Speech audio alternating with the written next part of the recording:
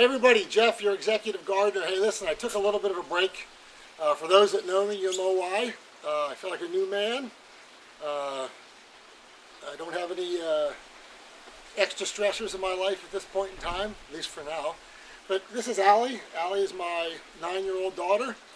And one of the most often requested requests I get from the Executive Gardener channel was worm castings. Everybody wants to know about the worm castings.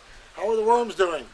I was just visiting my friend Michael Finnerty in California this week, and he loved the worm casting. So we're going to show you the worm casting. So this is one of 4 bins that we have. It's been sitting for 3 or 4 months. Inside is African night crawlers. African night crawlers are a type of composting worm. It's a great composter.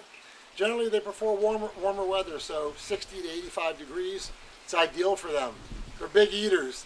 They can get almost the size of a normal night crawler that you'd see for fishing.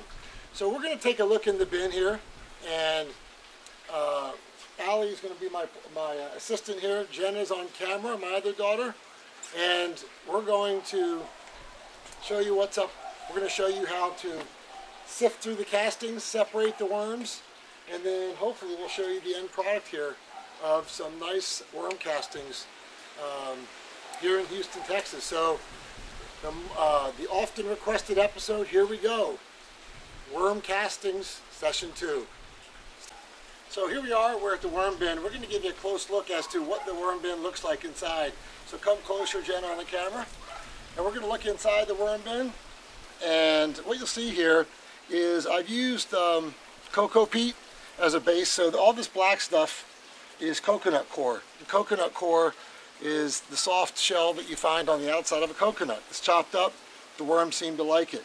On top you see I have a bunch of just shredded newspaper, and it's a good carbon source for the worms to digest and then make castings of.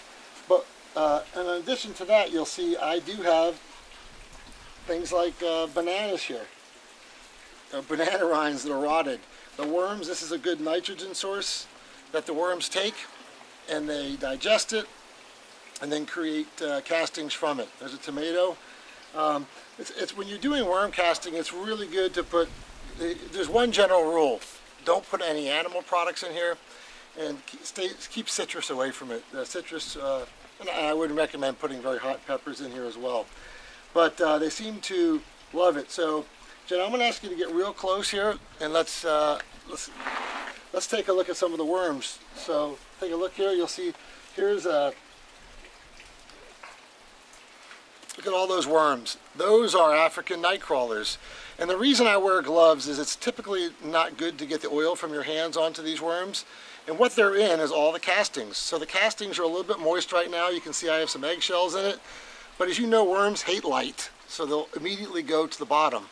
So what we're going to do in this episode is take these worm castings out of here, and we're going to transplant the worms into a second bin.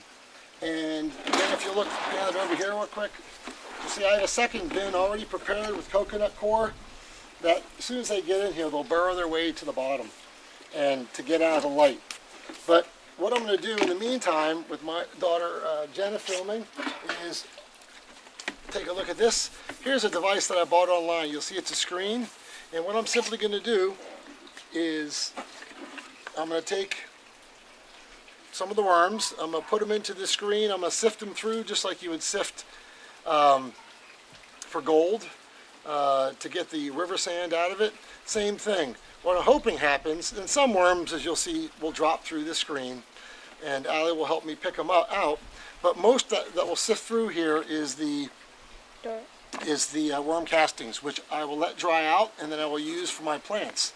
So I don't think I need to show you how I do this, but again, what I'll do, if you look in the bin, I'll remove all this matter, I'll put it into the new bin, and then I'll start taking clumps of the castings, put it on top of here. I'll sift through it. The worms should stay on top. I'll put the remaining worms, I'll lift it off this bucket, put it into my clean bin, and start again. Again, Allie will help me because some little worms are going to go through the screen. I like to use a slightly different screen, and the reason is that because Houston is humid, the soil tends to clump together. And so if you're in a dry area like Los Angeles or Phoenix, you probably don't have the same issue. Here it's very humid, so the coconut core sticks together, and it's just as easy to pull out to spare worms. One of the other things that you'll notice, John, if you look into this bin, is that when you do worm castings, you're going to get a lot of other bugs and so forth. Some of those bugs, most of them that are in this bin, are beneficial. So they're beneficial, they help break down the castings for me. But this is the worm bin, so what we're going to do is we're going to get started, and then we'll bring you back to show you the final product afterwards. So here are the girls. They love fishing, but this is part of worms too, the composting, just a different type of worm. So if we take a look here, here's the bin. So we're starting to empty that. We're using that little plastic rake to scoop it out. Look at all that rich castings down there. And see what they're doing is they're putting on top of the screener. They're carefully sifting the castings through. The worms stay on the top. Some of the other junk, some of the food that's not eaten, they take out and put into the new bin. And then we're going to put this new bin into this bin once it's empty. So this is what we're doing, but the worms typically are staying on top, and they're picking the worms and putting them back into the bin so we can reuse this. So all of this is reusable, recyclable. It's very green. Nothing we're doing to harm the worms, and they're doing a lot to benefit our plants. So we're busy at work here, but wanted to show you how the process is going. Let me lift this and show you that indeed the castings are going down there. Look at those castings.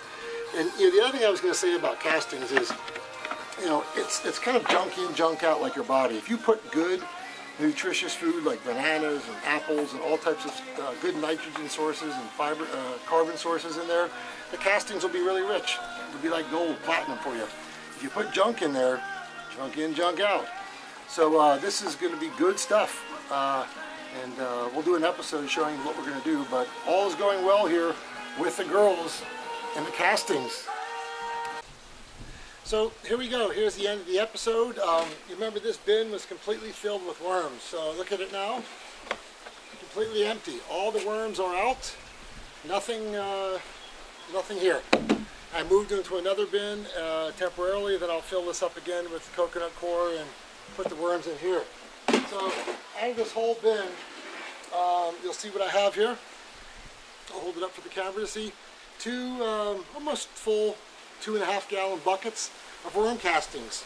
So I'll bring one of them up a little closer so you can see it. But you'll see this is all really thick, black, rich material. It's funny, my mother-in-law asked me if it smelled, and it doesn't smell at all. There's actually no smell to it at all. But this will go in my potted plants, and like I said, we fed the worms everything from banana peels with potassium, eggshells, calcium, and the castings have them in it, so they should obviously be very healthy. So here's the episode. So I have 3 more bins to empty. Just as a heads up, when you do this, give it some time, because it will take a while to sift through all the castings. I have these here. The worms have been shifted. They're in a new bin. They'll come back. So that's this episode for worm castings from the Executive Gardener. I hope you've enjoyed this episode. If you have, give me a thumbs up or send it to a friend that may enjoy this episode or may want to get into worm castings and perhaps didn't know how to go about harvesting them. So again, until next time, I'll see you. Have a great week.